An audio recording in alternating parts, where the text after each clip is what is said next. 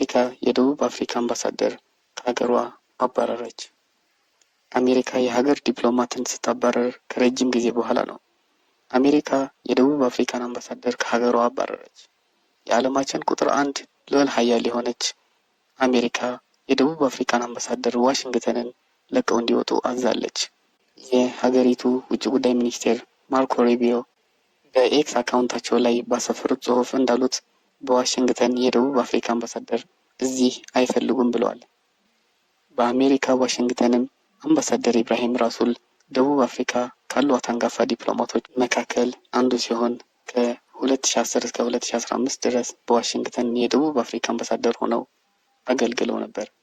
በድጋሚ ከ2025 ጀምሮ ሀገራቸውን በአምባሳደርነት እንዲያገለግሉ ተሹመው ነበር።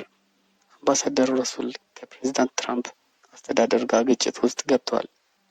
አምባሳደሩ ከሰሞኑ በበይነ መረብ በተካሄደ አንድ ሴሚናር ላይ ፕሬዝዳንት ትራምፕ የነጭ የበላይነት ለማንበር የሚሰራና ውድሎች እንዲኖሩ የሚሰራ ፖለቲከኛ ነው የሚል አስተያየት ሰጥተዋል።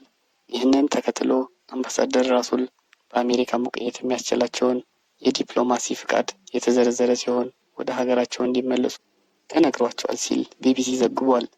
የደቡብ አፍሪካ ፕሬዝዳንት ጽሕፈት ቤት በጉዳዩ ዙሪያ ባወጣው መግለጫ በውሳኔው ማዘኑን ገልጾ ከአሜሪካ ጋር ጥብቅና የጋራ ተጠቃሚነት ያለውን ወዳጅነት ለመመስረት እንደሚሰራ አስታውቋል።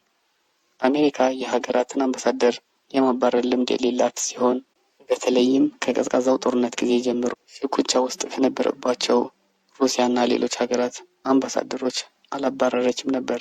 የፕሬዝዳንትነት ትራምፕ አስተዳደር በደቡብ አፍሪካ ላይ ጫና ያሳደረው የነጮችን መሬት እየቀማች ነው በሚል ነው። በደቡብ አፍሪካን ግን ይህን ክስ በተደጋጋሚ ውድቅ አድርጋለች።